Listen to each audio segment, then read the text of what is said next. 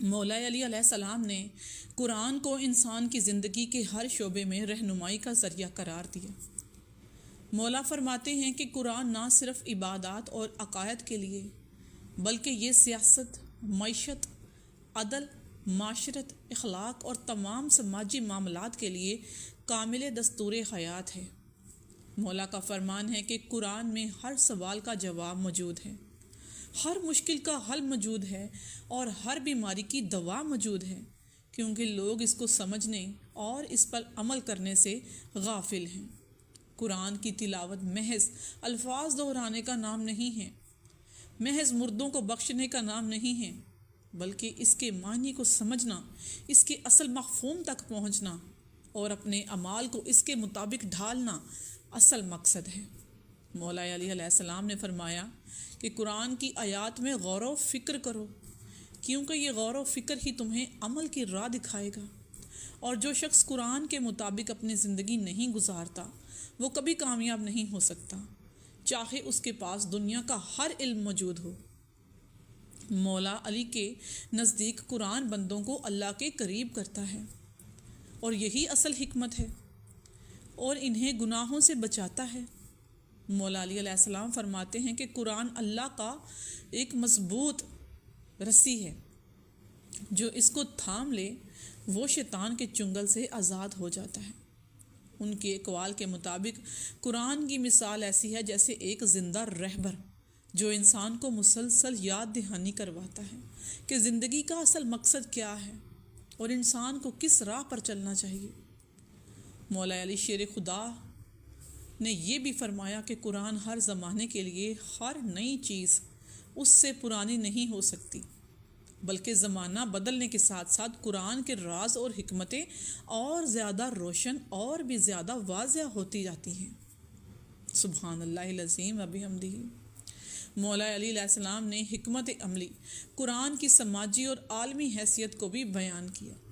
वो फरमाते हैं कि लोग कुरान को अपनी ज़िंदगी में नाफज करें तो दुनिया में अदल कायम हो जाएगा, गुर्बत, नाइंसाफ़ी और जुल्म ख़त्म हो जाएंगे और माशरे में सकून और खुशहाली का गहवारा बन जाएगा। मौला फरमाते हैं कि कुरान इंसान को भाईचारे, मसावात, इंसाफ और मोहब्बत की तालीम देता है। कुरान में ये पैगाम है कि सब इंसान एक ही खुदा के बंदे हैं, किसी को किसी पर फोकियत नहीं, हाँ मगर तकवा के ज़रिए। ये वो आफाकी पैगाम है जिसकी बुनियाद हर आलमी अमन कायम किया जा सकता है। मौला अली के इकबाल में कुरान की हिकमत का एक और पहलू ये है कि कुरान इंसान को अपनी हकीकत याद दिलाता है। वो फरमाते हैं कि ए लोगो, कुरान तुम्हारा नसीहत करने वाला है, ये तुम्हारी आँखों का नूर है, तुम्हारे दिल की असल रोशनी है और ये तुम्हें कब्र की वहशत से निजात देने वाला है। मौला अली शेर खुदा कुरान को इंसान का बेहतरीन दोस्त और सबसे बड़ा हम सफ़र करार देते हैं, जो दुनिया में भी साथ देता है और आखिरत में भी निजात का वसीला बनता है। सुब्हानल्लाहिल अज़ीम व बिहम्दिही।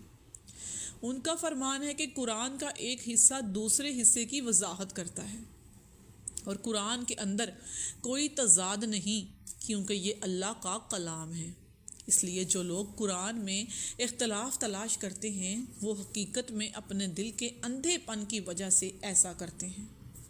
मौला अली अलैहिस्सलाम ने इस बात पर जोर दिया कि कुरान को समझने के लिए पाक दिल, साफ़ नीयत और अल्लाह से कुर्ब ज़रूरी है, क्योंकि गुनाह और दुनिया की मोहब्बत इंसान के मायने को दिल में उतरने ही नहीं देती, कुरान के मायने को दिल में उतरने नहीं देती। इमाम अली ने फरमाया कि कुरान पर अमल करना ही असल इबादत है। सिर्फ इबादत और तिलावत का कर लेना काफ़ी नहीं, बल्कि कुरान के अहकाम पर चलना और इसकी तालीमात को अपने माशरे में राइज करना ही हकीकी मकसद है। मौला फरमाते हैं कि लोग कुरान के साथ ऐसे जैसे प्यासा शख्स दरिया के किनारे खड़ा हो और प्यासा मर जाए लेकिन दरिया से पानी ना पिए, इसी तरह कुरान लोगों के दरमियान है मगर वो इससे इस्तिफ़ादा हासिल नहीं करते। इमाम अली ने कुरान को उम्मत की असल ताकत करार दिया है। वो फरमाते हैं कि जब तक कुरान को अपना रहबर बनाओगे कोई तुम्हें शिकस्त नहीं दे सकता, लेकिन जब कुरान को छोड़ दोगे तो तुम जलीलो ख्वार हो जाओगे।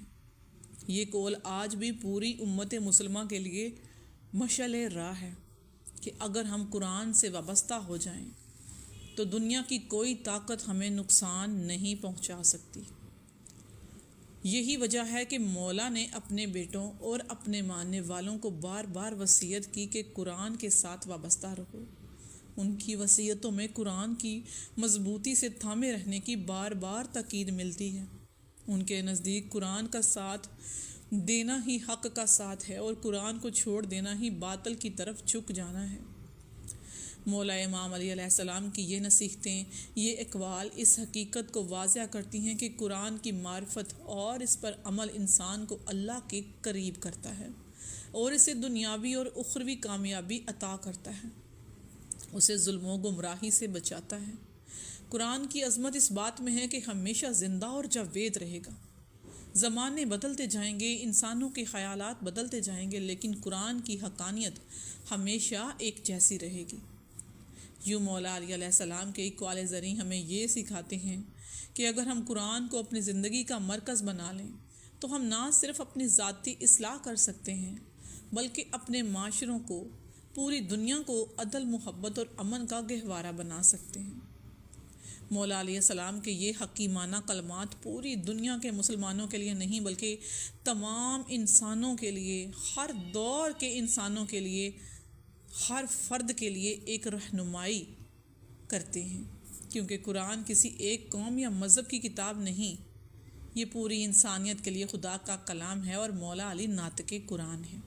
सुभान अल्लाहिल अज़ीम व बिहम्दिही, अल्लाहुम्मा सल्लि अला मुहम्मद व आलिहि मुहम्मद वाजल फ़रजहुम।